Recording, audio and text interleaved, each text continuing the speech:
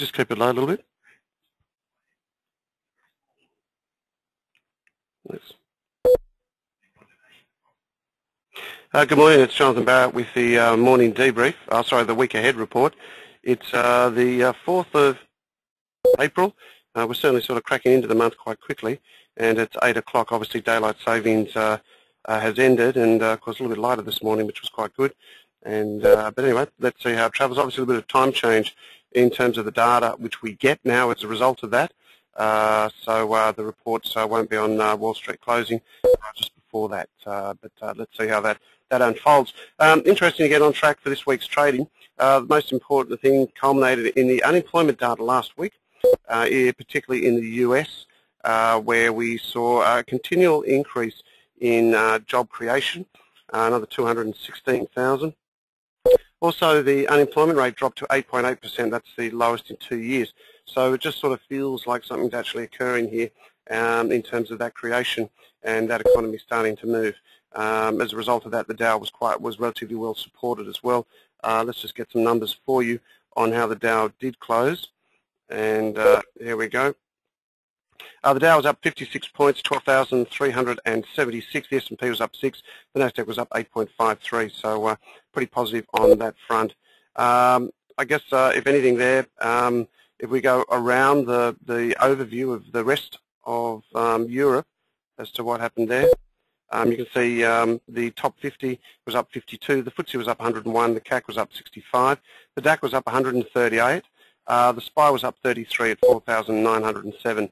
Looks like equities will continue their rally, and certainly in light of what's occurring and also a lot of rebuilding around the world as well.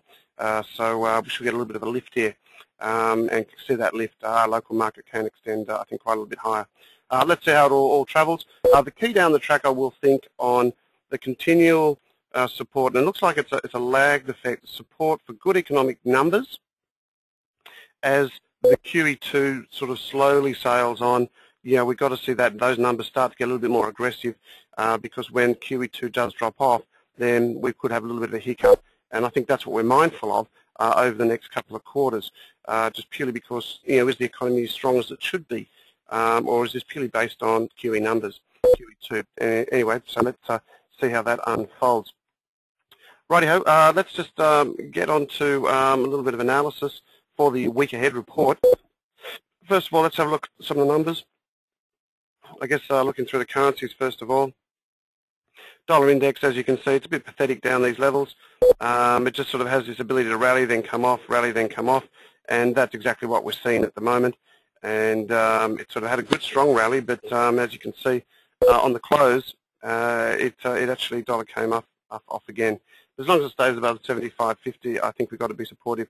That was that move we all liked. Then it just sort of peers off as if someone was actually on the back of it, just trying to get it down.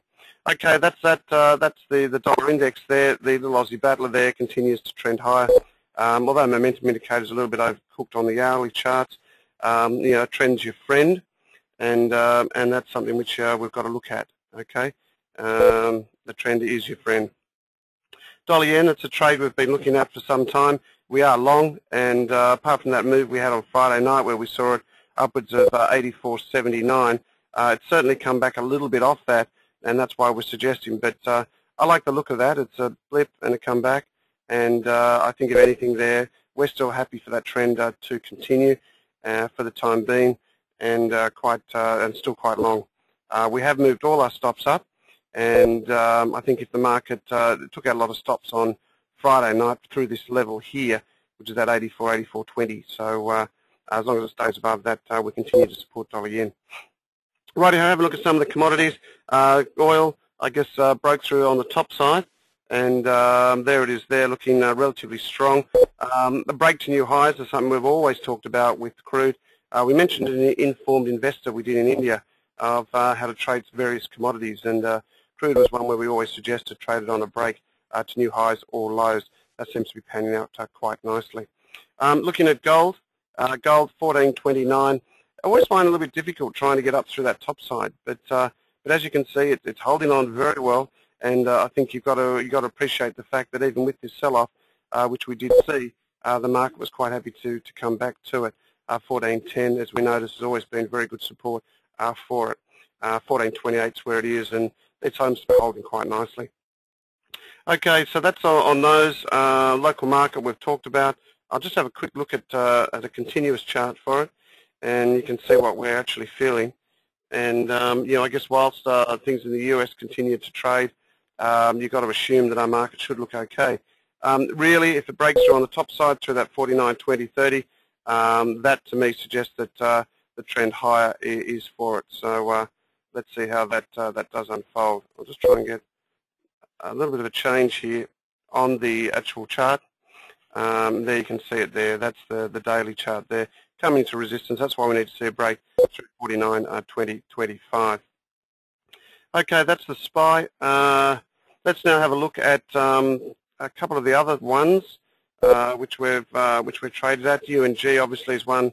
Natural gas, which we're very close to. Just to have a quick look, we did get a setback on Friday night, and obviously that remains quite volatile, particularly with crude trading to the top side. But overall, we continue to support it, and as you can see there, we're going to go through just a little bit, and we did flag it on Friday that we're going to go through a little bit of, I guess, sideways price action for it, and I feel that if anything there, that's it there. So expect that to continue for a little while. Okay, the week ahead report is all about what's coming out this week in terms of our economic numbers to see whether or not there'll be some movers and shakers. It's interesting, the overall appearance for this week is not a lot of data out of the States. So we have got plenty in Australia though, so that's going to keep us quite content. But if we run through it, Monday, TD Securities inflation, ANZ job advertisements, ANZ commodity prices as well, moving around. The Fed doing a lot of work, and as you've noticed, the Fed are certainly out there in force. Just telling people what they feel, keeping the market well informed. On Tuesday, we've got trade balance, RBA cash target as well, and expect rates to remain on hold. And RBA Stevens came out and said, well, this will be probably a pretty long period where interest rates will stay pretty quiet for some time. So he's flagged that we're not going to get too much of a movement there. 4.475% for interest rates, I think, are with us for a little while. ISM non-manufacturing in the States, and as you can see, look at these, everyone, look, the Fed are out everywhere. We've also got minute to FOMC meeting there as well, so that might give us a little bit of lead as to what they're all thinking. Coming to Wednesday, home loans in Australia, investment lending, some data in Europe, Switzerland CPI, UK IP and manufacturing, Eurozone GDP, mortgage applications in the States, but as you can see there, once again, just more talk from FOMC. Thursday night, and on Thursday we've got an employment rate in Australia, very important, and the rate there is employment 5%. Participation rate there is expected to remain steady. Employment change meant to see some growth there.